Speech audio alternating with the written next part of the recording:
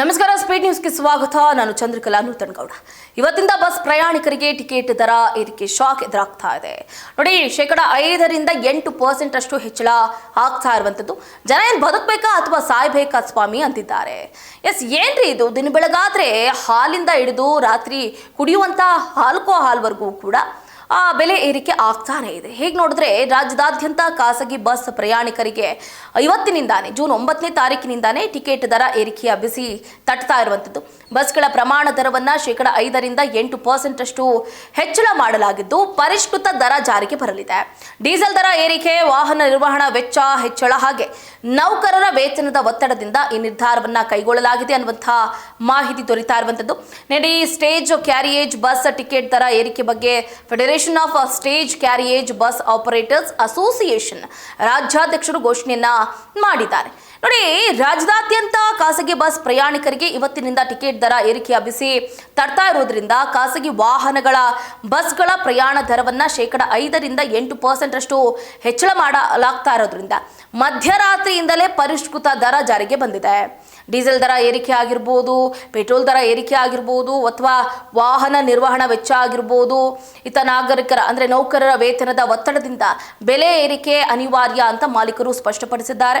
ಇನ್ನು ಉಡುಪಿಯಲ್ಲಿ ರಾಜ್ಯ ಖಾಸಗಿ ಮಜಲು ವಾಹನ ಬಸ್ ಮಾಲಕರ ಸಂಘಗಳ ಒಕ್ಕೂಟದ ಅಧ್ಯಕ್ಷ ಕುಯಿರಾಡಿ ಸುರೇಶ್ ನಾಯ್ಕ್ ಅವರು ಕೂಡ ಸುದ್ದಿಗೋಷ್ಠಿಯನ್ನ ನಡೆಸಿ ಮಾತಾಡಿದ್ರು.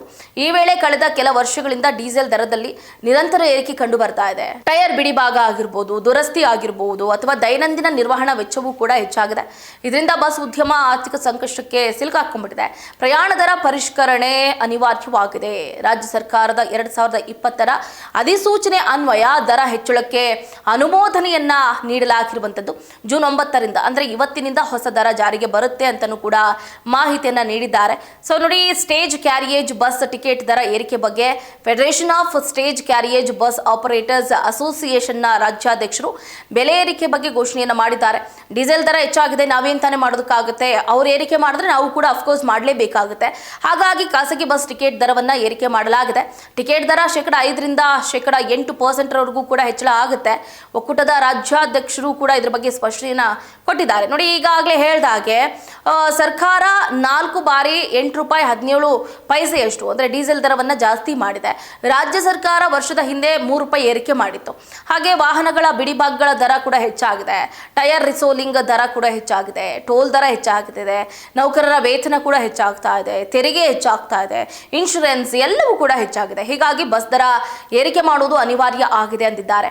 2020ರ ಅಧಿಸೂಚನೆಯಂತೆ ದರ ಏರಿಕೆ ಮಾಡಲಾಗಿದೆಯಂತೆ. ನೋಡಿ, ರಾಜ್ಯದಲ್ಲಿ ಸುಮಾರು 5,000ಕ್ಕೂ ಅಧಿಕ ಖಾಸಗಿ ಬಸ್ಗಳಿದ್ದು ರಾಜ್ಯ ಸರ್ಕಾರದ 2020ರ ಅಧಿಸೂಚನೆಯಂತೆ ದರ ಏರಿಕೆ ಮಾಡಲಾಗಿದೆ. ಪ್ರತಿ ಪ್ರಯಾಣಿಕರಿಗೆ 4 ಪೈಸೆ ಮತ್ತು ಪ್ರತಿ ಕಿಲೋಮೀಟರ್ಗೆ ಕನಿಷ್ಠ 25 ಪೈಸೆ ಸೆಸ್ ಹಾಕುವುದಕ್ಕೆ ಅವಕಾಶವಿದೆ. ಮಂಗಳವಾರದಿಂದಲೇ ದರ ಏರಿಕೆ ಜಾರಿಗೆ ಬರಲಿದೆ ಅಂತ ಒಕ್ಕೂಟದ ರಾಜ್ಯಾಧ್ಯಕ್ಷ ಈಗಾಗಲೇ ಮಾಹಿತಿಯನ್ನು ಕೊಟ್ಟಿದ್ದಾರೆ. ಅಷ್ಟೇ ಅಲ್ಲದೆ ಶಾಲಾ ವಿದ್ಯಾರ್ಥಿಗಳಿಗೆ ನೀಡಲಾಗ್ತಾ ಇರುವಂತಹ ಪ್ರಯಾಣ ದರ ಕೂಡ ರಿಯಾಯಿತಿ ಎಂದಿನಂತೆ ಮುಂದುವರಿಯಲಿದ್ದು ವಿದ್ಯಾರ್ಥಿಗಳ ಮೇಲೆ ಯಾವುದೇ ಹೆಚ್ಚುವರಿ ಹೊರೆ ಬೀಳೋದಿಲ್ಲ ಅಂತಲೂ ಕೂಡ ಸ್ಪಷ್ಟಪಡಿಸಿದ್ದಾರೆ. ಒಟ್ಟಾರೆಯಾಗಿ ಖಾಸಗಿ ಬಸ್ ಪ್ರಯಾಣ ದರ ಏರಿಕೆಯಿಂದ ಸಾರ್ವಜನಿಕರ ಖರ್ಚು ಮತ್ತಷ್ಟು ಹೆಚ್ಚಾಗುವ ಸಾಧ್ಯತೆಯೂ ಕೂಡ ಹೆಚ್ಚಿರುವಂಥದ್ದು.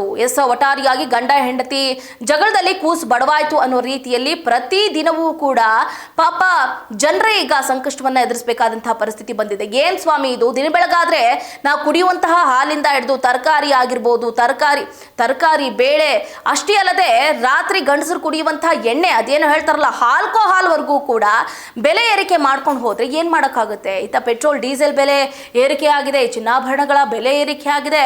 ಮನುಷ್ಯ ನಿಜಕ್ಕೂ ಕೂಡ ಈ ಸಮಾಜದಲ್ಲಿ ಬದುಕಬೇಕಾ ಬೇಡವಾ, ಅಥವಾ ಏನಾದರೂ ವಿಷ ತಗೊಂಡು ಸಾಯದೆ ಬೆಸ್ಟ್ ಅನ್ನುವಂತಹ ಪ್ರಶ್ನೆ ಕೂಡ ಎಷ್ಟೋ ಜನರು ಇದೀಗ ಮಾಡ್ಕೊಳ್ತಾ ಇರುವಂಥದ್ದು. ಇದೀಗ ಬಸ್ ಟಿಕೆಟ್ ದರ ಏರಿಕೆ ಆಗಿರೋದ್ರಿಂದ ಇದಕ್ಕೆ ಪ್ರಯಾಣಿಕರು ಯಾವ ರೀತಿಯಾದಂತಹ ರೆಸ್ಪಾನ್ಸ್ ಅನ್ನ ಕೊಡ್ತಾರೆ ಏನು ಅನ್ನೋದನ್ನ ಕಾದಷ್ಟೇ ನೋಡಬೇಕಾಗಿದೆ.